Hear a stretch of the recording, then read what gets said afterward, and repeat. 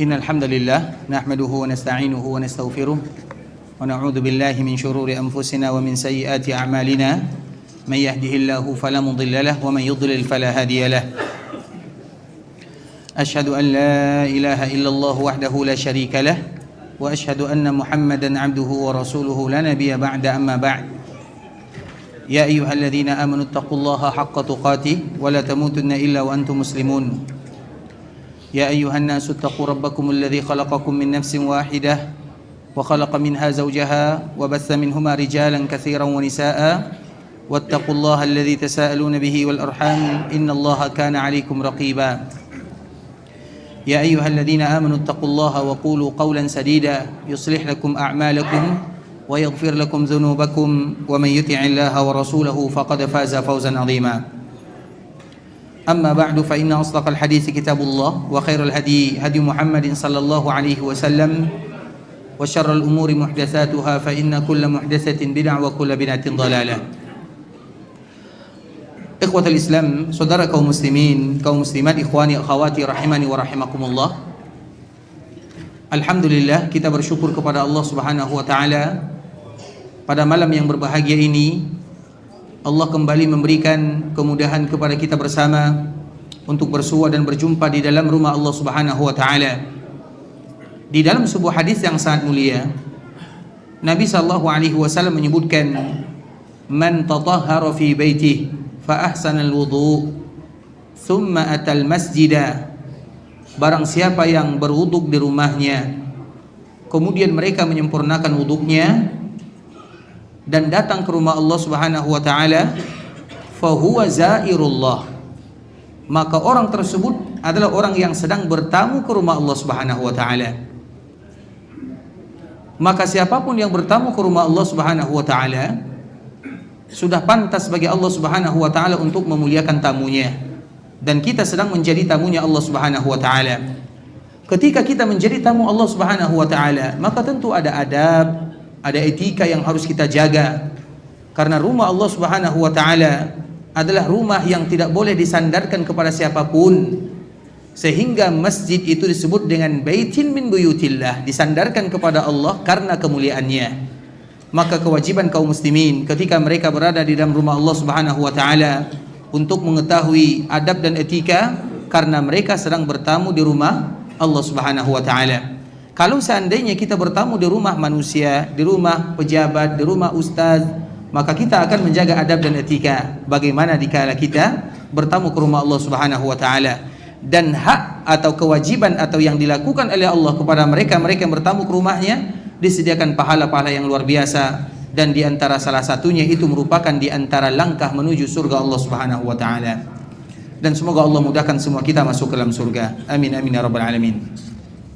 Kemudian salawat beriringkan salam semoga senantiasa tercurahkan buat junjungan alam Nabi kita yang mulia, uswah dan qudwah kita bersama, Muhammad bin Abdullah sallallahu alaihi wasallam, yang mana di antara kewajiban kaum muslimin adalah memperbanyak mengucapkan salam dan salawat kepada Nabi. Tidak boleh kita melewatkan satu hari kecuali banyak ucapan salam dan salawat di dalamnya, karena Allah Subhanahu wa taala menyebutkan, ya ayyuhalladzina amanu sallu. Apa arti sallu? Apa arti sallu? Artinya bukan bersolawat, artinya adalah perbanyaklah mengucapkan solawat. Wasallimu, apa arti wasallimu? Perbanyaklah mengucapkan salam. Dari mana kata perbanyak ini kita ambil? Dari kalimat tasydid. Karena tasydid di dalam bahasa Arab, di dalam Al-Quran atau di dalam harakat, itu ada barisan-barisan yang telah ditentukan. Ada fathah, ada dhammah, dan tidak disebut dengan fathah kecuali biasanya terbuka wa, ba, maka disebut dengan fathah. Fathah itu artinya terbuka. Begitu juga dengan dhammah, sukun itu biasanya tenang, maka disebut dengan sukun.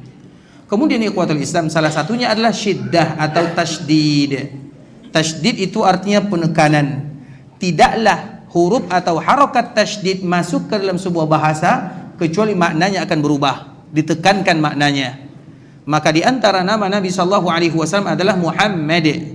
Nama Nabi sallallahu alaihi wasallam adalah Muhammad. Artinya apa artinya? Apa arti nama Nabi kita Muhammad?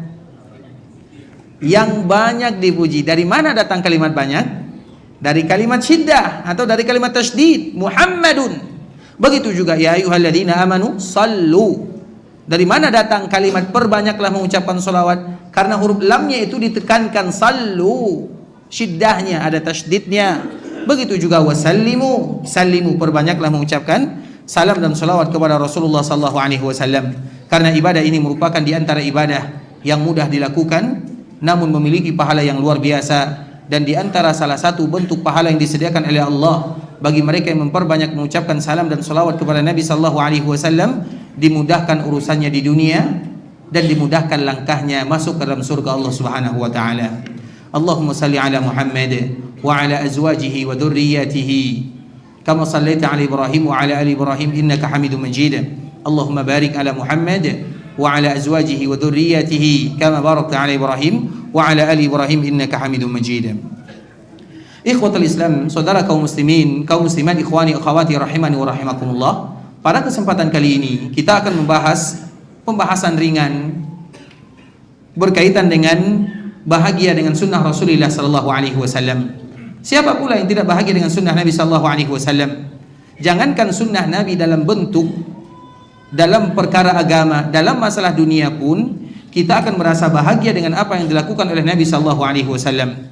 Sehingga dari situlah ulama hadis ikhwatul Islam, walaupun terjadi perbezaan antara satu dengan yang lainnya, seperti misalnya apa itu sunnah Nabi sallallahu alaihi wasallam? Sunnah Nabi itu dilihat dari sisi pandang para ulama. Jadi kalimat sunnah itu tidak satu maknanya. Ini sunnah, dilihat yang berbicara itu siapa dan konteks pembicaraannya, konteks yang bagaimana. Kalau seandainya dikala kita berbicara tentang nawasib, dikala kita berbicara tentang nasibi, dikala kita berbicara tentang jahmi atau mu'tazili, maka konsep daripada sunnah, mereka itu adalah orang-orang yang menyelisihi sunnah. Apa maknanya? Mereka itu adalah orang-orang yang melakukan perkara baru dalam agama, atau yang kita kenal dengan istilah bid'ah. Kenapa kita katakan dengan kalimat tersebut? Karena konteks pembicaraan kita adalah tentang firaq, tentang ilmu akidah, tentang masalah keyakinan. Nah, apabila disebut dengan sunnah Nabi dalam perkara ini dan yang menyelisihinya disebut dengan ahlul muhdas atau ahlul ihdas atau ahlul zai atau ahlul bid'ah atau dengan istilah-istilah yang lainnya. Tapi kalau konteksnya itu adalah dikala kita berbicara tentang ilmu akidah. Kalau kita berbicara tentang ilmu fikih, tentunya makna daripada kalimat sunnah lebih identik kepada hukum. Karena ada hukum fardu, ada wajib, ada sunnah, ada mubah, ada makruh, ada haram. Kalau disebut ini sunnah, artinya sunnah tersebut maknanya dianjurkan bagi kita melakukannya dan tidak tercela orang yang meninggalkannya. Kalau ditinjau dari sisi fikihnya, kalau konteks pembicaraan kita tentang masalah sunnah, dikala kita bahas bab-bab fikih misalnya, maka itulah maknanya. Seperti misalnya dikala kita berbicara tentang wudu, yang mudah-mudah saja. Dikala kita berbicara tentang wudu, maka dianjurkan bagi kita menyuci tangan kita, membersihkan tangan 3 kali, kemudian berkumur-kumur 3 kali, membersihkan hidung juga 3 kali. Apa hukumnya? Sunnah. Itu hukumnya sunnah dan itu adalah sunnah Nabi. Tapi apakah orang yang meninggalkannya disebut dengan pelaku bid'ah? Tidak. Masalah fikih ikhwatul Islam, terutama masalah khilaf, maka kita ingat la tabdi'a fi masailil khilaf. Tidak boleh bagi kita mengatakan pelaku bid'ah kalau seandainya itu adalah masalah khilaf, dan khilaf itu lebih identik kepada masalah-masalah fiqhiyah. Jelas sampai di sini? Karena perkara ini ikhwatul Islam bukan perkara yang bermudah-mudah kaum muslimin untuk mengatakannya. Kemudian kalau ditinjau dari sisi ahlul hadis, maka mereka memasukkan semuanya. Sunnah itu apa? Perkataan Nabi, perbuatan Nabi, persetujuan Nabi, akhlak dan tingkah laku Nabi, serta sifat-sifat Nabi sallallahu alaihi wasallam. Semuanya disebut dengan sunnah. Hanya saja ikhwatul Islam, sebahagian ulama usul tadi disebut dengan ulama ahlul hadis, yaitu mereka-mereka yang berkecimpung dalam dunia hadis. Mereka menyebutkan semuanya adalah sunnah. Perkataan, perbuatan, persetujuan, sifat akhlak Nabi, dan sifat zati Nabi atau zatnya Nabi sallallahu alaihi wasallam. Sebagian para ulama mereka menyebutkan, ini tidak ada ahli hadis di dalam sini ya. Karena perkataan ini ikhwatul Islam dibantah oleh mereka-mereka yang usuli, orang-orang usul fikih. Kenapa demikian? Kalau sunnah itu adalah perbuatan Nabi, wajar. Kalau perkataan Nabi juga tidak menjadi masalah. Kalau persetujuan Nabi masuk. Kalau akhlak dan adab Nabi juga masuk. Tapi bagaimana dengan sifat Nabi sallallahu alaihi wasallam? Kita tahu sifat Nabi, bentuk Nabi. Apa sifat Nabi? Sifat Allah menciptakan Nabi, yaitu bagaimana bentuk sifat Nabi sallallahu alaihi wasallam. Nabi orangnya tinggi atau rendah? Apa sifat Nabi? Sedang, tidak tinggi, tidak. Kalau itu sunnah Nabi sallallahu alaihi wasallam, bagaimana dengan mereka yang pendek? Berarti mereka bukan paham atau tidak? Ini paham atau betul nih? Bagaimana dengan orang yang terlalu tinggi? Baik, sunnah Nabi sallallahu alaihi wasallam. Nabi sallallahu alaihi wasallam dadanya berbidang. Iya atau tidak? Itu sifat Nabi. Sifatun khalqiyah atau khuluqiyah. Sifat khalqiyah itu bagaimana bentuk penciptaan Nabi. Dan ahlul hadis, mereka memasukkan itu ke bagian dalam pada sunnah Rasulullah sallallahu alaihi wasallam. Kalau orang yang gendut atau orang yang kurus, yang tidak berbidang dadanya, berarti mereka tidak mengikuti sunnah Nabi. Atau warna kulit Nabi, atau rambut Nabi. Berarti kalau seperti itu, ikhwatul Islam, tidak ada satupun di antara kita yang mengikuti sunnah Nabi. Karena Nabi rambutnya panjang dan ikal. Kita rambutnya macam mana? Pendek, apa lagi?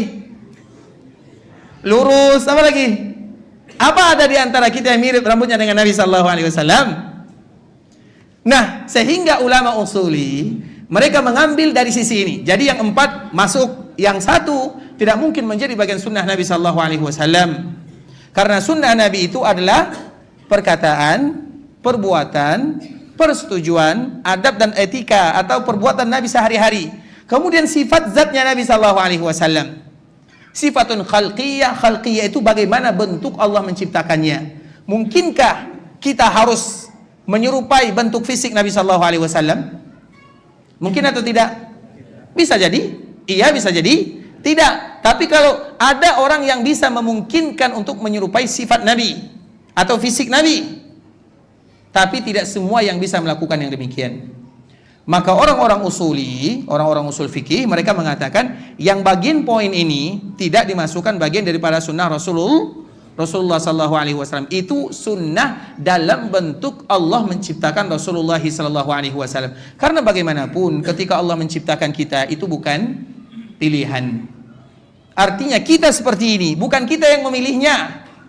Kalau kita bisa memilih ikhwatul Islam, maka kita semuanya akan memilih. Saya ingin diciptakan oleh Allah tinggi semampai, kulit putih, hidung mancung. Tapi faktanya hidung kita semuanya pesek. Dan itu bukan pilihan dari kita. Tidak mungkin. Dan hidung Nabi mancung atau pesek? Mancung, ikhwatul Islam. Bagaimana alis Nabi sallallahu alaihi wasallam bentuknya? Alis Nabi itu nempel. Coba lihat alis kita masing-masing. Ada yang nempel? Berarti tidak sunnah. Bisa katakan tidak sunnah? Dari situlah ikhwatul Islam, makanya makna daripada sunnah itu ditinjau dari beberapa sisi yang tadi telah kita sebutkan. Jelas sampai di sini? Taib. Kemudian ikhwatul Islam, sunnah itu sebagaimana yang disebutkan. Dan kita tentunya bangga dengan sunnah Nabi sallallahu alaihi wasallam. Mungkin bagi yang karena memang kita membuat metode lain sedikit ya, yaitu bagaimana kita ada rujukannya. Di antara salah satu sunnah, apakah ada kalimat sunnah di dalam ayat-ayat Al-Qur'an? Kita tahu ikhwatul Islam, di dalam Al-Qur'an apakah ada kalimat yang berbicara tentang sunnah Nabi sallallahu alaihi wasallam? Al-Quran itu ikhwatul Islam adalah ayat atau firman Allah subhanahu wa ta'ala yang diturunkan dengan bahasa yang mencakup semuanya. Dan tidak mungkin Allah subhanahu wa ta'ala menyebutkan kecuali yang penting-penting saja, poin-poin yang penting saja. Tidak mungkin semuanya diceritakan di dalam Al-Quran. Kalau seandainya semuanya diceritakan di dalam Al-Quran ikhwatul Islam, maka tentunya sulit bagi kita untuk menghafalnya. Karena memang Allah Subhanahu wa taala berjanji, "Walaqad yassarnal Qur'ana lidzikir." Makanya Al-Qur'an itu lebih banyak kepada sifat manusia. Tidak lebih banyak kepada masalah dunia. Mengapa demikian? Karena manusia itu saja. Manusia yang diciptakan oleh Allah, perangainya tidak akan pernah kecuali akan serupa. Itu saja yang namanya manusia. Mulai dari zaman Nabi Adam sampai umat terakhir, yang namanya manusia tetap manusia. Apa maknanya? Manusia itu ikhwatul Islam tidak akan berubah dari satu zaman ke zaman yang lainnya. Perangainya, perbuatannya, akhlaknya. Seperti misalnya ketika Allah bercerita tentang Nabi Lut alaihi salam, Allah bercerita tentang kaumnya. Apakah masih ada orang-orang yang berperangai seperti perangainya Nabi Lut? Banyak ikhwatul Islam. Kemudian dikala diceritakan dalam surah Al-Mutaffifin, wailul lil mutaffifin, celaka bagi mereka yang curang dalam timbangan. Apakah banyak orang yang curang dalam timbangan? Banyak ikhwatul Islam. Makanya kenapa di dalam Al-Quran itu lebih banyak cerita tentang yang umum, kemudian manusia. Karena manusia itu tidak akan berubah perangainya, itu saja. Sehingga dianjurkan bagi kita mengetahui tentang sejarah, karena sejarah itu adalah cerita lama dan dia akan selalu berulang dan berulang ceritanya. Waktunya, tempatnya, orangnya saja yang berbeza, tapi faktanya sama. Kalau masalah dunia itu maju, semakin terakhir semakin maju, semakin terakhir semakin maju. Sehingga nanti kalau Allah bercerita tentang dunia ikhwatul Islam, maka tentunya tidak akan sama, tidak akan relevan antara dunia sebelumnya dengan dunia yang ada di zaman sekarang. Dan dunia kita tidak akan sama dengan dunia yang datang 200-300 tahun setelah kita tidak tahu. Makanya dunia bisa berubah, tapi manusia tidak akan bisa berubah. Kemudian ikhwatul Islam, masalah sunnah Nabi sallallahu alaihi wasallam, apakah ada di dalam Al-Quran? Ada. Kalimat sunnah itu disebut dengan hikmah. Ada dua perkara yang disebutkan oleh Allah Subhanahu wa taala dalam Al-Quran. Yang pertama ilmu, yang kedua hikmah. Kalau Allah berbicara tentang ilmu, Allah menyebutkan wa ma utitu minal ilmi illa qalilah. Yang berilmu itu sedikit. Sedangkan hikmah ikhwatul Islam, wa may yu'tal hikmata faqad utiya khairan katsira. Barang siapa yang diberikan hikmah kepadanya, berarti telah dibukakan untuknya pintu kebaikan yang sangat banyak.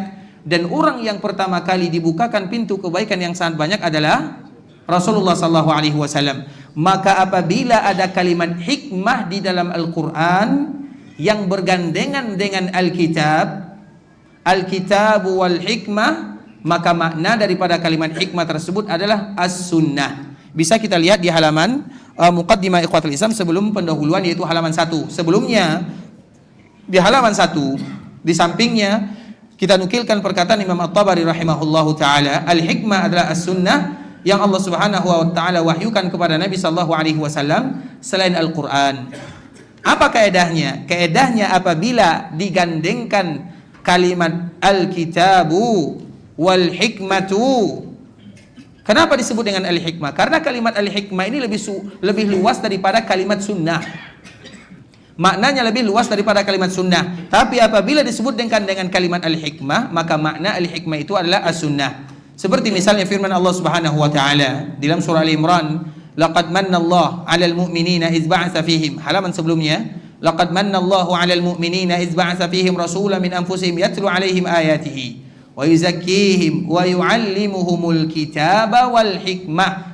Dan nabi yang diutus oleh Allah kepada kita akan mengajarkan kepada kita al-kitab wal hikmah.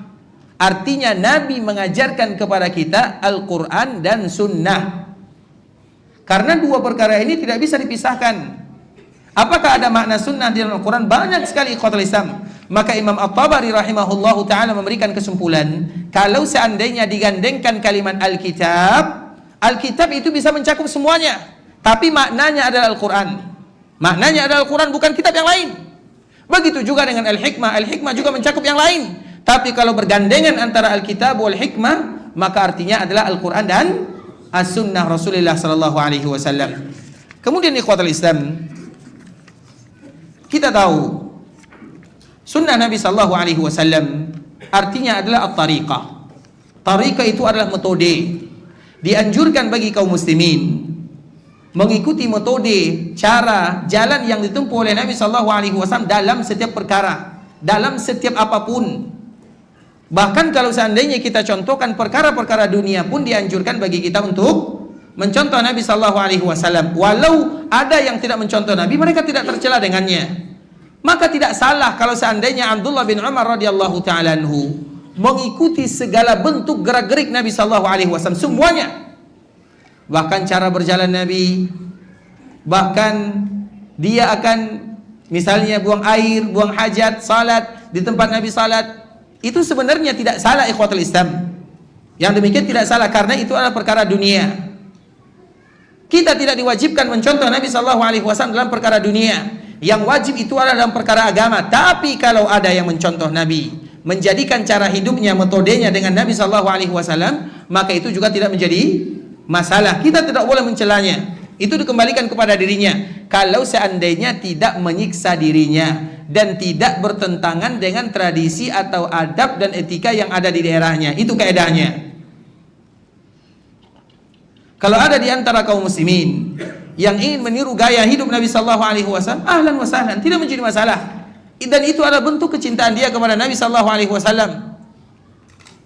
Tapi kalau seandainya cara tersebut bertentangan dengan tradisi atau dianggap aneh oleh orang lain dalam masalah dunia, ingat, maka tentunya dia lebih baik mengikuti adat istiadat yang ada di daerahnya. Seperti misalnya masalah apa contohnya? Masalah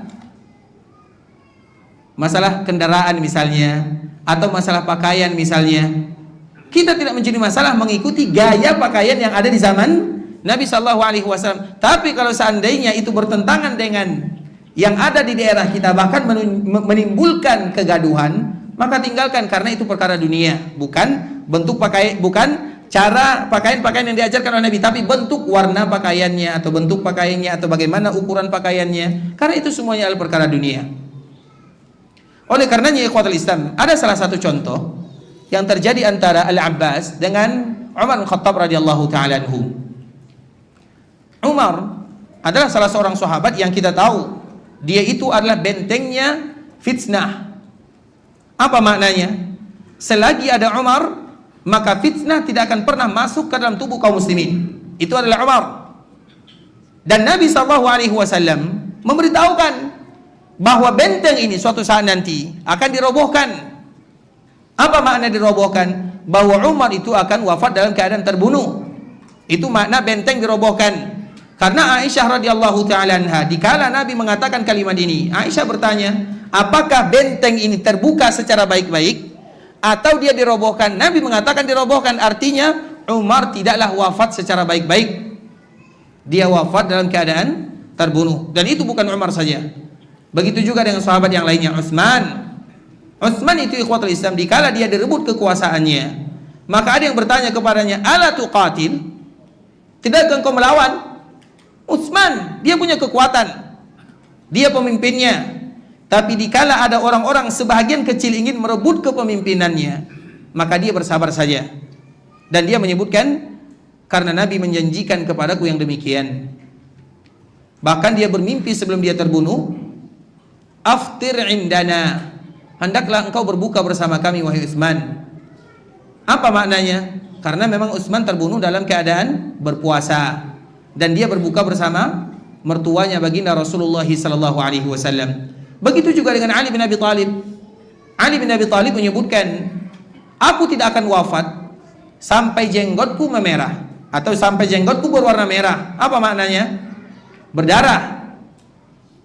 Dan itu terjadi ikhwatul Islam, sehingga dikala Ali bin Abi Thalib merasakan kesakitan yang luar biasa beratnya, keluarganya sudah mulai risau, jangan-jangan orang tua kita, keluarga kita, paman kita ini akan meninggal. Apa kata Ali? Saya tidak akan pernah meninggal sampai jenggotku berwarna merah. Apa maknanya? Sampai aku berdarah, artinya terbunuh. Dan itu faktanya. Dikala beliau berada di Kufah, membangunkan orang sedang melaksanakan sholat subuh atau melaksanakan sholat subuh, maka ada yang memukulnya dengan pedang, berdarah jenggotnya.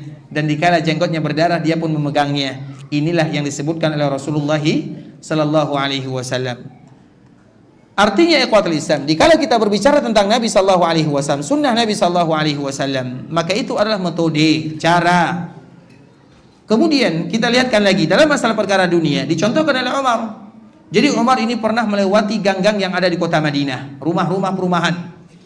Kemudian dikala dia melewati perumahan yang ada di kota Madinah, tiba-tiba dia melihat ada pancuran air, talang air. Apa bahasa kitanya? Talang air. Apa? Penampung ayu. Apa? Selampau air. Paham ya? Itu bahasa khusus daerah kita ya. Talang air. Paham ya? Talang air itu ikhwatul Islam. Nah, talang air yang ada, yang dilihat oleh Umar bin Khattab radhiyallahu taala anhu dikala lewat, kemudian ada talang air, yang mana talang air ini mengarah ke jalan-jalan kaum muslimin.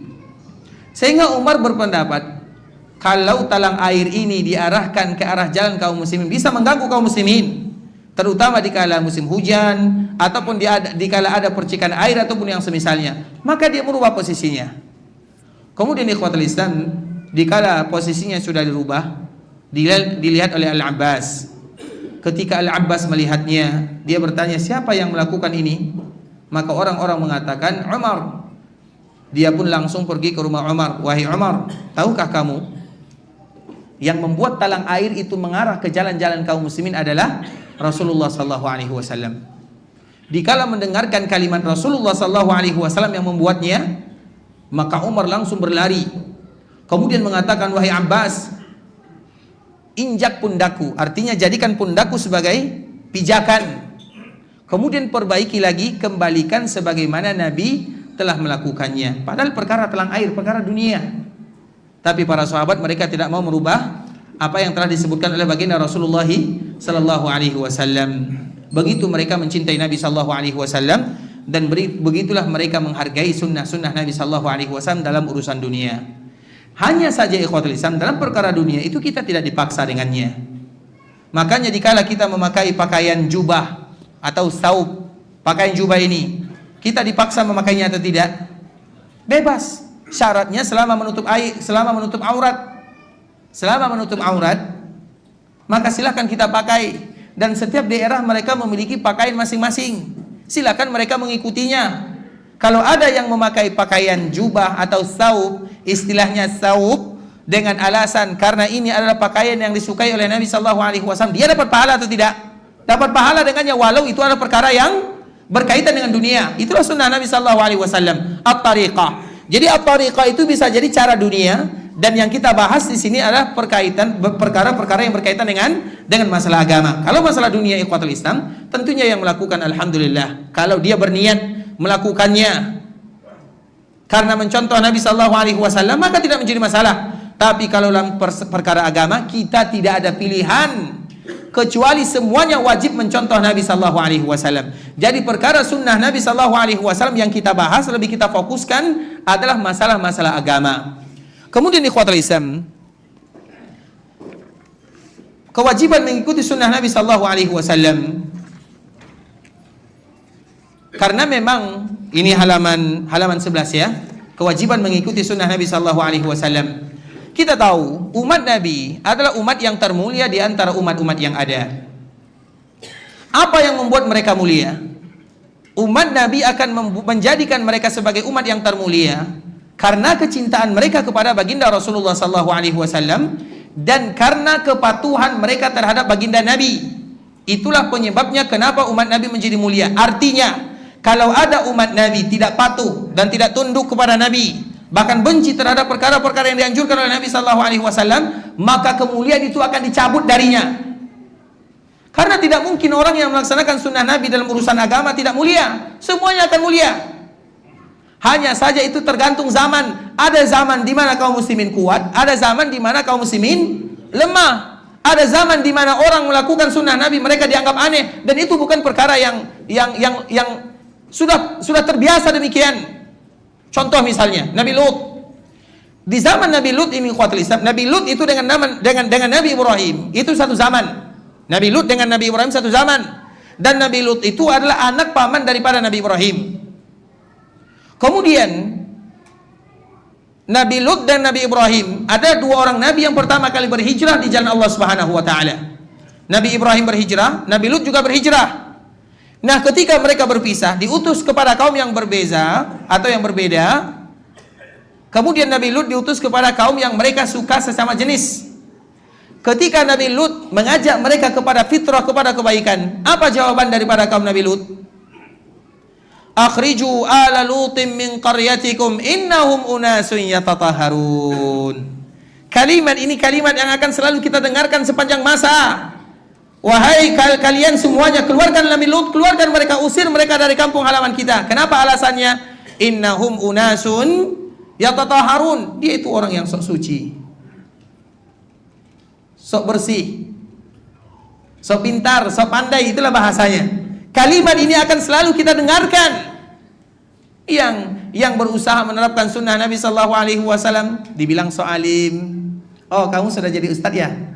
Misalnya jumpa dengan kawan lama, kamu sudah jadi ustadz, kamu sudah jadi ini. Tidak, ikhwatul Islam. Menerapkan sunnah Nabi bukan berarti kita jadi ustadz, tidak. Tujuan satu-satunya kita menerapkan sunnah Nabi Sallallahu Alaihi Wasallam agar kita mendapatkan kemuliaan yang dijanjikan oleh Allah Subhanahu Wa Taala, tidak lebih. Tujuan kita bangga dengan sunnah Nabi Sallallahu Alaihi Wasallam. Kuntum khaira ummah. Kalian itu adalah umat yang terbaik. Sebagaimana Allah berikan kemuliaan kepada Nabi, maka Allah berikan kemuliaan kepada umat Nabi kalau seandainya mereka ikut Nabi Sallallahu Alaihi Wasallam. Makanya tidak akan pernah rugi orang yang ikut kepada Nabi, tidak. Hanya saja dilihat daripada zamannya. Kadang ada yang ikut kepada Nabi diberikan kekuatan oleh Allah Subhanahu Wa Taala. Kadang ada di antara mereka yang zamannya zaman lemah, atau zaman di mana sedikit mereka yang mengikuti sunnah Nabi Sallallahu Alaihi Wasallam.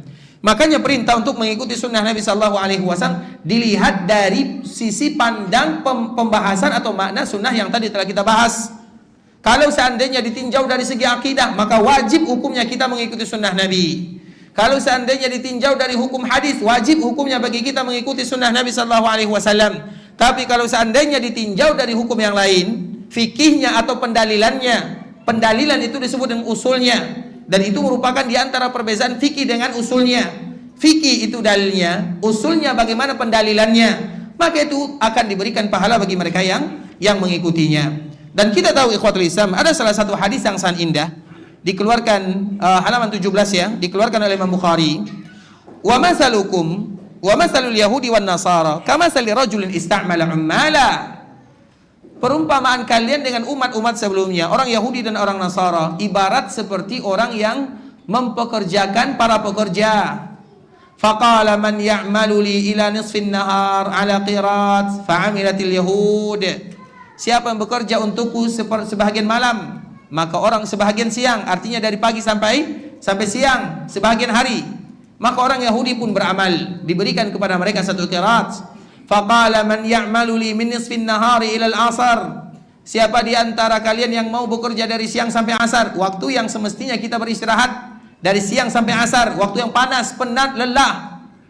Fa'amilatin nasara, maka orang Nasara bekerja di sana dengan ganjaran satu qirat. Kemudian apa kata Nabi? Tsumma antum ta'maluna min al-'asri ila al-maghrib. Sedangkan kalian adalah orang yang paling mulia, beramal di waktu yang santai antara maghrib dengan asar, asar dengan maghrib. Kita tahu asar dengan maghrib itu adalah waktu yang termulia. Di siang hari, kapan waktu yang termulia? Di ujungnya. Di malam hari, kapan waktu yang termulia? Di ujungnya juga. Di malam hari, waktu yang termulia adalah di ujungnya. Sehingga dianjurkan bagi kita sholat malam, beristighfar. Itu yang dianjurkan bagi kita untuk melakukannya. Di siang hari, waktu yang paling mulia adalah di ujungnya juga asar. Maka dianjurkan bagi kita untuk berzikir, baca Quran. Bukan JJS ya. Biasanya di asar ini apa yang kita lakukan? JJS, jalan-jalan sore. Makanya Nabi Sallallahu Alaihi Wasallam menyebutkan itu adalah waktu tempat syaitan berkeliaran. Untuk meredakannya, maka bacalah zikir atau Al-Quran. Dan zikir yang paling mulia adalah Al-Quran. Inna nahnu nazzalna az-zikra. Artinya waktu ini adalah waktu yang santai, matahari juga tidak terlalu menyengat. Kemudian kita bekerja di sana. Faya'malu summa antum ta'maluna minal asri al-maghrib biqiratain. Dikala kita beribadah, bekerja di waktu yang santai ini, tapi ganjarannya, pahalanya 2 kali lipat. Qiratain diulang oleh Nabi Sallallahu Alaihi Wasallam. Bisa jadi 2 qirat atau bisa jadi 4 qirat. Karena Nabi Sallallahu Alaihi Wasallam menyebutkan qiratain bisa jadi itu adalah kalimat takkid, atau bisa jadi itu adalah dobelnya. Artinya apabila ada umat Nabi yang beribadah kepada Allah dengan sunnah Nabi Sallallahu Alaihi Wasallam, maka mereka didobolkan pahalanya. Makanya ikhwatul Islam, orang yang mengikuti sunnah Nabi dalam beribadah, amalannya sedikit, pahalanya banyak. Itulah untungnya. Sehingga para ulama menyebutkan al-iqtisadu fi sunnah khairum minal ijtihadi fil bid'ah. Orang yang al-iktisad itu artinya dia hanya melakukan sedikit, tapi itu sesuai dengan sunnah Nabi sallallahu alaihi wasallam. Itu lebih bagus daripada amalan banyak tapi tidak sesuai dengan sunnah Nabi sallallahu alaihi wasallam. Sehingga poin penting yang harus kita ingat dalam perkara agama, bukan orang yang paling banyak ibadahnya. Makanya kita tidak pernah, Nabi tidak pernah memuji orang yang banyak ibadahnya. Tapi yang dipuji oleh Nabi adalah mereka yang pas ibadahnya. Tidak pernah dipuji ikhwatul Islam ada orang yang baca Quran satu hari khatam baca Al-Quran. Apakah itu dipuji oleh Nabi? Tidak. Kalau seandainya satu kali dalam satu khatam satu hari ada orang yang khatam Quran satu hari tidak dipuji oleh Nabi, apakah mungkin ada orang yang khatam Al-Quran 60.000 kali dalam satu hari? Ada atau tidak? Ada atau tidak? Ada. Tapi dalam mimpi, hayalan. Kalau seandainya satu hari saja khatam Al-Quran tidak dipuji, tidak dianjurkan, bagaimana yang lebih? Kecuali di bulan Ramadan, itu lain ceritanya. Begitu juga ada orang yang misalnya dari Isya sampai subuh dia tidak tidur, kemudian dia beribadah kepada Allah. Apakah yang demikian terpuji? Tidak. Dia tidak terpuji, padahal dia beribadah kepada Allah Subhanahu wa taala. Makanya kisah yang sangat indah ya, kisah salah seorang sahabat yang bernama Salman Al-Farisi. Nabi sallallahu alaihi wasallam dikala berada di kota Madinah biasanya mempersaudarakan antara Ansar dengan Muhajirin. Salah satu yang dipersaudarakan oleh Nabi sallallahu alaihi wasallam adalah Salman Al-Farisi. Salman ini dia Ansar atau Muhajirin? Salman Al-Farisi, Al-Ansar atau Muhajirin? Ansar atau Muhajirin? Hah? Siapa yang jawab angkat tangan? Siapa? Kita dahulukan yang tua bang ya. Muhajirin pak ya. Kenapa Muhajirin? Karena dia berasal dari luar Makkah. Masya Allah. Ini hadiahnya pak. Masya Allah. Semoga bermanfaat nanti pak ya. Saya salah pak ya. Masya Allah. Tapi jawabannya salah ya.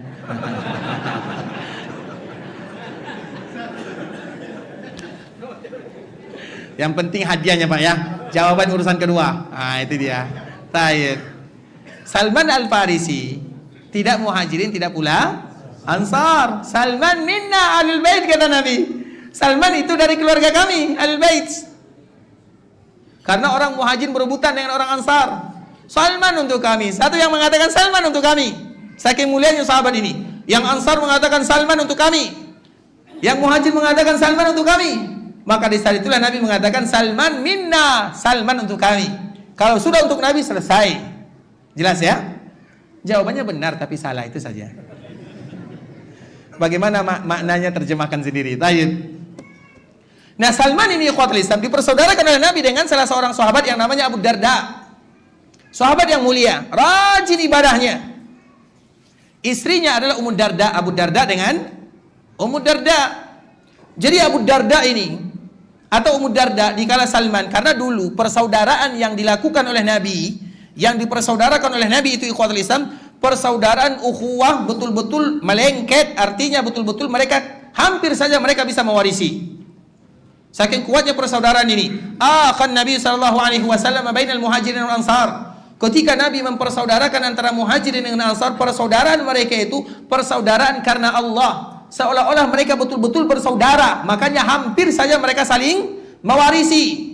Kemudian pada akhirnya Allah batalkan. Sebagaimana Allah batalkan ayatut tabanni, yaitu menjadikan orang lain anak angkat dan dinasabkan kepada orang yang mengangkatnya.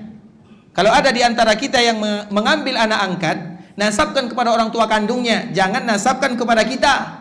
Nah, pembatalan ayat ini sama dengan pembatalan yang tadi saling mewarisi, al-mu'akhah lillah, yaitu saling mewarisi atau saling dipersaudarakan karena Allah Subhanahu wa taala. Kemudian ikhwatul Islam, Abu Darda, coba perhatikan. Dikala Salman berkunjung ke rumah saudaranya, dijumpai istrinya Ummu Darda. Dan dulu ikhwatul Islam, di awal-awal Islam itu belum ada yang namanya ayatul hijab. Ayatul hijab itu artinya wanita belum berhijab biasa saja. Dan hijab itu artinya yang mengatakan wajib tidak menjadi masalah, yang mengatakan sunnah juga tidak menjadi masalah. Nah, di awal-awal itu ayat hijab belum diturunkan. Sehingga dikala berjumpa dengan Ummu Darda, maka Salman ini merasa heran, kenapa sih Ummu Darda penampilannya sembrono, tidak rapi, tidak bagus. Kemudian beliau pun bertanya, wahai Ummu Darda, apa yang terjadi? Wahai Ummu Darda, apa yang terjadi kepadamu? Kenapa penampilanmu seperti ini? Ceritanya setelah azan ya. Barakallahu fikum, mungkin azan dulu.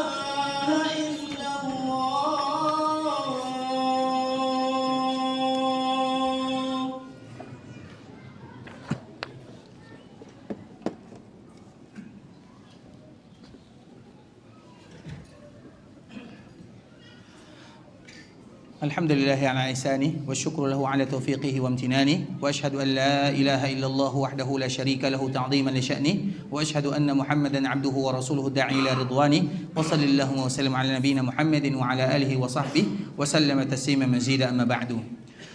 Sebelum kita melanjutkan ikhwatul Islam, kita supaya ada kejelasan di antara kita bersama ya. Insyaallah kita membahasnya sampai jam berapa? Sampai berapa kuat? Hah? Sampai jam berapa? 9. Betul nih. Karena nanti kita terlambat saling isya nih sedikit. Taib, insyaallah sampai jam 8. Tidak menjadi masalah. Sampai jam 8 nanti kita sambung lagi. Taib ikhwatul Islam. Insyaallah sampai selesai lah ya insyaallah. Taib, kita lanjutkan kepada Salman dengan Abu Darda dan Ummu Darda agar kita tahu sunnah Nabi, al-iqtisadu fi sunnah khair. Karena orang yang beramal itu ikhwatul Islam dinilai itu adalah bagaimana dia beramal, dan orang yang berilmu dengan sunnah Nabi dikala dia beramal walau amalannya sedikit tapi pahalanya besar, itu yang kita cari. Bukan berarti tidak boleh kita banyak beramal, tidak, tapi ala sunnati Nabi sallallahu alaihi wasallam.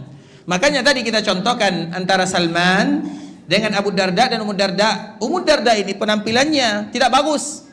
Kemudian Salman bertanya, apa gerangan denganmu hai Ummu Darda? Kenapa engkau seperti ini? Penampilanmu tidak bagus. Tidakkah kamu berdandan untuk keluargamu atau untuk suamimu? Apa jawaban Ummu Darda? Wahai Salman, bilang saudaramu kepada saudaramu kalau dia itu tidak lagi membutuhkan diriku, artinya dia tidak lagi memerlukan diriku, percuma aku berdandan untuknya, dia juga tidak memperhatikannya, dia sudah sibuk dengan dunianya. Apa makna sibuk dengan dunianya? Siang hari dia berpuasa, malam hari dia salat, itu saja ibadahnya. Kemudian dikala mendengarkan kalimat ini dari Ummu Darda, apa kata Salman? Maka Salman ini sengaja menginap di rumahnya. Ketika menginap di rumahnya ikhwatul Islam, di malam hari setelah salat Isya, maka Salman ini ingin tidur. Dan ingin tidur bersama saudaranya. Itu kakak beradik, seolah-olah kakak beradik. Makanya disebut dengan mu'akha. Sehingga dikala mereka menginap di rumah saudaranya itu perkara biasa, karena seolah-olah seperti saudara. Ikatan persaudaraan mereka itu dari Nabi SAW kuat sekali. Sehingga Salman ini tidur di rumah Abu Darda. Nah, Abu Darda ini mengatakan, silakan kamu istirahat. Salman mengatakan, aku tidak mau istirahat, kecuali kamu juga istirahat. Karena ini tamu, saudara. Maka Abu Darda pun dia beristirahat. Kemudian baru saja beristirahat, Salman ini sudah mulai berbaring. Salman ini tidak tidur. Dia sengaja melihat apa yang dilakukan oleh saudaranya sesuai dengan pengaduan istrinya. Kemudian ikhwatul Islam, dikala Abu Darda melihat Salman ini sudah beristirahat, maka dia bangun untuk melaksanakan salat, bukan untuk yang lain, untuk salat di malam hari. Kemudian diambilnya tangan Abu Darda oleh Salman, dan Salman mengatakan, tidur dulu, jangan kamu salat. Dilarang salat. Salat dilarang. Kemudian ikhwatul Islam, Abu Darda ini jengkel kepadanya. Wajar, tapi karena dia adalah tamu saudara, tidak mungkin dibantah, dia tidur. Kemudian bangun lagi, ditarik lagi tangannya. Tidur dulu kata Salman, belum waktunya. Seperti itulah yang selalu terjadi ikhwatul Islam sampai sepertiga malam terakhir. Kemudian sepertiga malam terakhir, dikala Abu Darda ini ingin bangun, maka di saat itulah Salman mengatakan inilah waktunya, dan mereka pun berdua bangun untuk melaksanakan salat malam. Kemudian keesokan harinya, tentunya sebagai seorang tamu disediakan makanan untuknya, dan Salman dikala ingin memakannya dia mengatakan, memberikan syarat, aku tidak akan makan kecuali kamu yang dulu makan, karena Abu Darda ini biasa berpuasa. Kemudian Salman tidak mau makan sampai kamu yang makan. Maka itu merupakan di antara anjuran ikhwatul Islam, kalau ada yang tamu, kalau ada tamu, apalagi itu adalah keluarga, saudara, maka untuk memuliakannya, maka berbukalah sehingga kita nanti sama-sama makan dengan dirinya. Tidak mungkin yang satu makan, yang satu tidak. Kemudian pada akhirnya Salman ini atau Abu Darda ini makan, tidak jadi berpuasa di siang harinya. Nah, dikala Salman ini sudah pulang, maka Abu Darda tidak puas hatinya. Dia datang bertanya kepada Nabi, mengadukan keadaannya. Ya Rasulullah, Salman melarang saya beribadah. Salman melarang saya beribadah. Maka tentunya Salman dipanggil oleh Nabi sallallahu alaihi wasallam. Dan Salman menerangkan apa yang terjadi sebenarnya. Di saat itulah apa kata Nabi? Sesungguhnya Allah memiliki hak terhadap dirimu. Sesungguhnya keluargamu memiliki hak terhadap dirimu. Dan sesungguhnya dirimu juga memiliki hak untuk dirimu. Artinya fa'ati kulladzi haqqin haqqah. Berikan setiap hak itu kepadanya. Allah tidak memerintahkan kita dari pagi sampai pagi beribadah kepadanya, tidak. Allah tidak pernah ingin mengazab hambanya. Makanya di dalam sebuah syariat Islam atau di dalam syariat Islam dilarang yang namanya rahbaniyah. Rahbaniyah itu tahu makna rahbaniyah? Rahbaniyah itu artinya mereka yang mengazab dirinya untuk beribadah kepada Allah. Itu tidak boleh. Itu adalah perkara-perkara yang dilakukan oleh orang-orang Nasara. Wa rahbaniyatan ibtada'uha, yaitu rahbaniyah yang mereka ada-adakan dalam agamanya. Itu bukan madain orang Islam, bukan. Kenapa demikian ikhwatul Islam? Karena beribadah tanpa alasan, tanpa alat tariqah, ala sunnah Nabi sallallahu alaihi wasallam, maka itu percuma. Bukankah kita pernah mendengarkan riwayat dari Umar? Umar ini bersama anaknya Abdullah, dia lewat di sebuah tempat. Kemudian dia melihat ada orang yang sudah tua beribadah kepada Allah. Umar menangis. Maka anaknya bertanya, "Wahai ayahku, kenapa engkau menangis?" Apa kata Umar? "Saya melihat firman Allah Subhanahu wa taala untuk orang ini." Maka dibacakan oleh Umar, "Hal ataka haditsul ghasyiyah wujuhun." Apa arti wujuhun yauma idzin khasyiyah? Wajah-wajah yang pada hari itu tunduk khusyuk beribadah kepada Allah. Artinya biasanya orang yang rajin beribadah biasanya wajah yang khusyuk tunduk beribadah kepada Allah. Wujuhun yauma idzin khasyiyah. Apa sambungannya? Amilah. Apa arti amilah? Selalu beramal, tidak putus. Nasibah. Apa arti nasibah? Nasibah itu diambil dari kata-kata nasib, berdiri. Berdiri lama beribadah kepada Allah. Amilatun nasibah. Kemudian apa ayat berikutnya? Apa ayat berikutnya? Tasla naran hamiyah. Apa arti tasla? Sampai masuk naran, neraka, hamiyah, yang panas. Siapa yang masuk ini? Coba lihat ayat sebelumnya. Wujuhun yawma idzin khasyiyah, amilatun nasibah. Ujung-ujungnya tasla naran hamiyah. Beribadah tapi berdosa. Umar dikala melihat orang ini, dia pun menangis.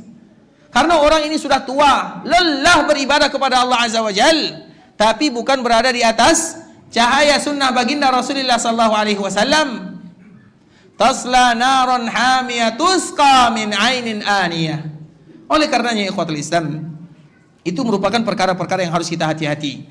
Maka dari situlah perkataan yang sangat indah dari sahabat Abdullah bin Mas'ud, halaman 36 ya, yang ada kitabnya, halaman 36. Man kana minkum mustannan falyastanni biman qad mat.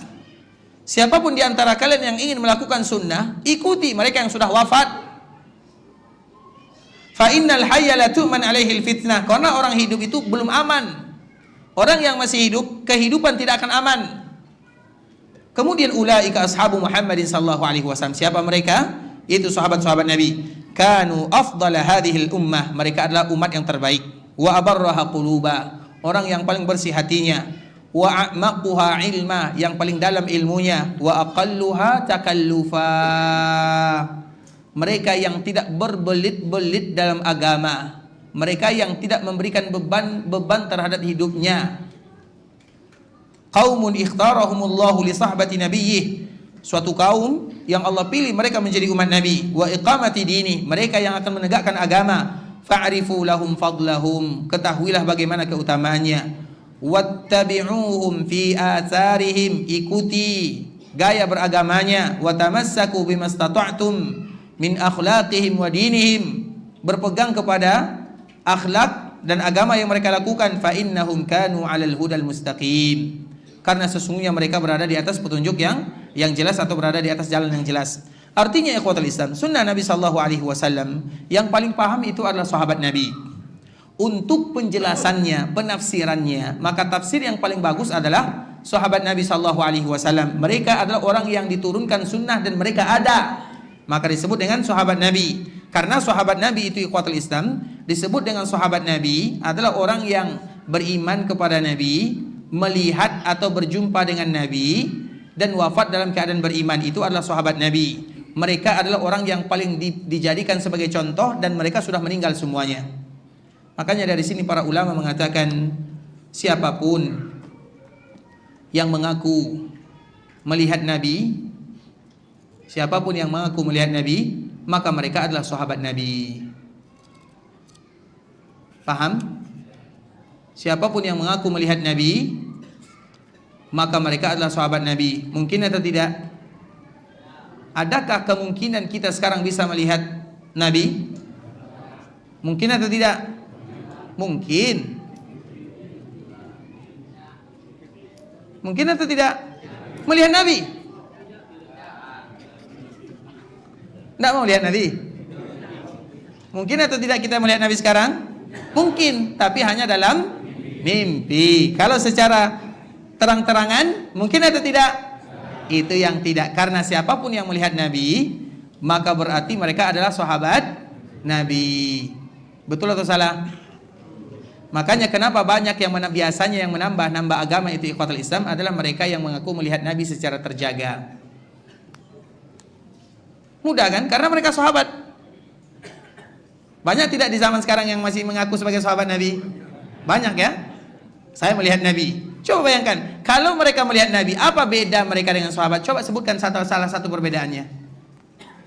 Sahabat Nabi apa makna sahabat Nabi? Melihat, beriman kepada Nabi. Kita juga beriman. Melihat Nabi. Ada yang mengatakan melihat Nabi, berarti sama dengan sahabat Nabi. Wafat dalam keadaan keimanan, semuanya sama. Yang membezakan sahabat Nabi itu hanya satu, yaitu mereka melihat dan bertemu dengan Nabi itu saja. Kalau kekhususan ini sudah diambil, maka hilanglah wibawa sahabat. Sehingga orang-orang yang mengaku melihat Nabi berarti mereka sudah menghilangkan wibawa sahabat. Dan semua kita bisa mengaku melihat Nabi. Saya melihat Nabi. Siapa yang bisa membantah kalau saya bisa melihat Nabi? Siapa yang bisa membantah? Tidak ada. Perkara-perkara yang tidak bisa dibantah. Makanya perkara-perkara seperti ini tidak boleh dijadikan standar sebagai di dalam agama. Karena tidak bisa dibantah, tidak bisa diprediksi, tidak bisa dideteksi. Saya melihat Nabi. Siapa di antara kita yang bisa membantahnya? Kapan Ustaz melihat Nabi? Bisa jadi saya berbohong. Oh, kemarin dikala saya di Madinah, saya melihat Nabi. Ada yang bisa menjawab? Ada yang bisa jawab? Tidak bisa dijawab. Kemudian saya mengatakan, dikala saya bertemu dengan Nabi, maka saya minta kepada Nabi, ya Rasulullah, ajarkan kepadaku salah satu hadis yang tidak pernah engkau ajarkan kepada siapapun di dunia. Maka Nabi ajarkan kepada saya, siapapun yang minum kopi masuk surga. Contoh misalnya. Siapa yang bisa membantah? Siapa yang bisa bantah? Tidak ada. Makanya itulah makna daripada ungkapan yang sangat indah ini ikhwatul Islam. Ungkapan yang disebutkan oleh sahabat Abdullah bin Mas'ud radhiyallahu ta'ala anhu, "Man kana minkum mustannan falyastanni bimang," ada kalimatnya, mustannan falyastanni bimang qad mat. Kalimat mata itu bukan kalimat yang mudah, kalimat yang penting diucapkan oleh Abdullah bin Mas'ud, karena orang yang masih hidup itu tidak ada jaminan. Tapi orang yang sudah meninggal, siapa mereka? Sahabat. Mereka dijamin oleh Allah, mereka dijamin oleh Nabi. Sedangkan kita tidak demikian. Makanya tidak boleh dijadikan Ustadz Fulan sebagai standar, Ustadz Fulan sebagai standar, Ustadz Fulan sebagai standar, ulama Fulan tidak. Kita menjadikan mereka sebagai wasilah untuk mengetahui agama. Mereka hanya sebagai wasilah. Kalau seandainya kita perhatikan perkataan para ulama ikhwatul Islam, perkataan yang sangat betul-betul mengajarkan kepada kita apa yang semestinya dilakukan oleh kaum muslimin. Kita contohkan ikhwatul Islam. Seperti misalnya, mulai dari dilihat dari halaman 39 misalnya.